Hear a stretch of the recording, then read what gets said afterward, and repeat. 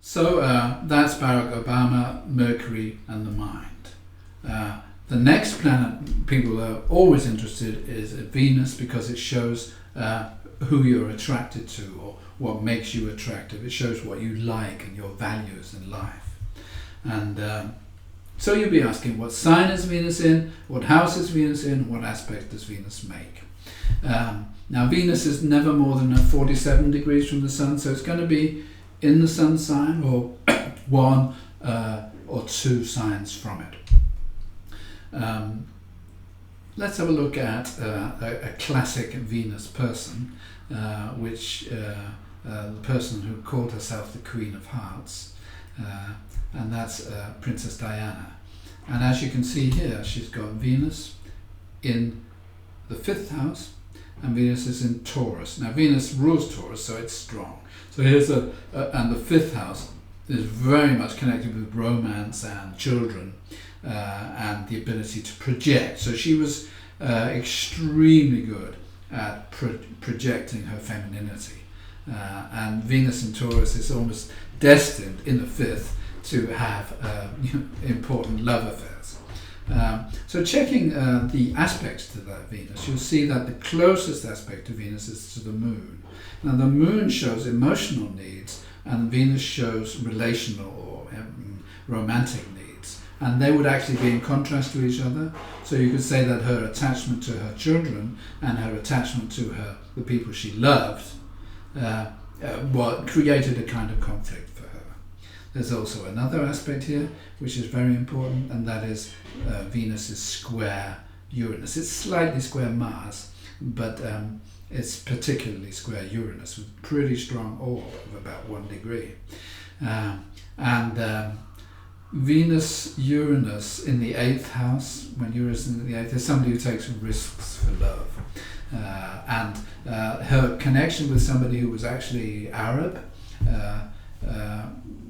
you often see with Venus-Uranus an attraction to people from a completely different culture. So that was her affair with Dodi Fayed, or her relationship. Yeah, so you can also see that Venus is ruling Taurus. It's happy, it's strong. It's also trine Saturn in Capricorn, where Saturn rules Capricorn. And this is the other side of her romantic nature, her sense of duty. That's Venus trine Saturn. That she married into an established aristocratic family, and also felt a duty to that. There was probably a war within her about her romantic needs and her duty, her romantic duties. Her duties in relationship, her duties to the children, and her duties to her partner and to the country, you could say. So that's something about a person's love life. People are always interested in their love life and relationships, and you have to look at Venus to find out about love life and relationships. But you'll also remember that when we're talking about relationships, we also have to look at the 7th house, the descendant. The descendant and this 7th house is all to do with partnerships. So horoscope interpretations are quite complicated, and you really have to also know that the descendant is in Germany and the descendant ruler is Mercury, and that says quite a lot about the kind of partners she would want. And often, not always, but when you have a Gemini, which is a double sign, on the descendant, you're going to have more than one important relationship. So the Sun shows this attraction to a king or prince or royalty, and Mercury probably shows this like more than one event happening in relationships. So to find out a person's relationships, it's not enough to look at Venus. Venus is going to tell you a lot. You're going to have to look at the 7th house and anything in the 7th house, and particularly the 7th house ruler, which here is Mercury. Now, the last personal planet I want to look at is Mars, and Mars is going to show your ability to win or to show your drives or to compete. It's the fighting spirit in you. And if it's strong, you're going to fight and win. If it's weak, you're going to avoid conflict. I've got a terrible example for Mars, because Mars is it always creates some trouble where it is. It's like a naughty boy, but in this case, it was very, very serious. Mars is in the horoscope, and I'll show you how you can see this in this example, which is connected with the dictator Adolf Hitler. And you can see in this case that Mars is in Taurus at 16 degrees. Now Mars is actually ruling Scorpio, so the fact that it's in Taurus, it's already weak and in fall. Of course, Mars doesn't really represent Hitler. If he's got a Libra rising, Venus is the ruling planet, but Venus is in exact conjunction with Mars. So the goodness that you might expect from Venus is totally kind of affected by Mars. Now there's lots of people with a Venus-Mars conjunction, and it simply gives a kind of a challenge in integrating the masculine and the feminine, and it can be completely okay.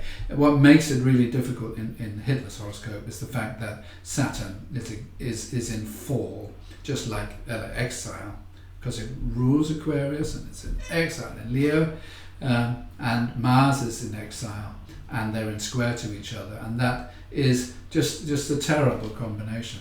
And as its ruling planet is exactly conjoining Mars, it is totally affected by the Mars-Saturn square. And Mars-Saturn squares are often associated with violence and cruelty. There's another aspect here I'd like you to look at. You can see that Venus, I've written, is 1641 retrograde. It means it's going backwards, and that's when Venus is between the Earth and the Sun. It could be on the other side of the Sun, but there's a moment between when Venus is between the Earth and the Sun where it appears to be going backwards. This is called retrograde movement, and that is actually much more difficult than if it was going direct, and it means it's running into the Mars going backwards. It's not a very good combination. If you think about Hitler's life, I mean, his father was much older than his mother. His mother married her father's brother, I believe, and Hitler was really concerned about the inbred nature of his family. His mother had 7 children, 4 died, 2 were imbeciles, and he was the only one, and he wasn't much of a character, was he? But he was very concerned about that. He used to put leeches on his skin to purify his blood. And his father used to beat him. So it was like, a terrible upbringing, and that's pretty much reflected by this Mars-Venus in the 7th house. But you could also say, well, Venus rules the 1st house, Mars rules the 7th house, and they're in conjunction. So this shows a very close partnership.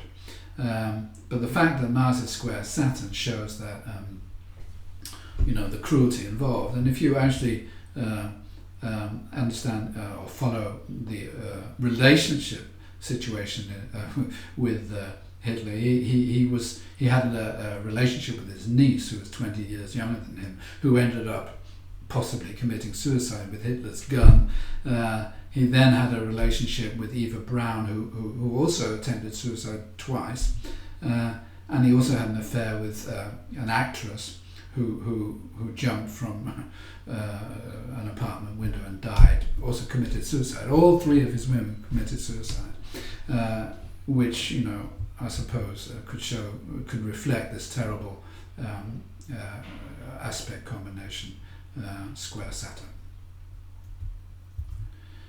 Also reflects that it wasn't very nice being married to him, I guess.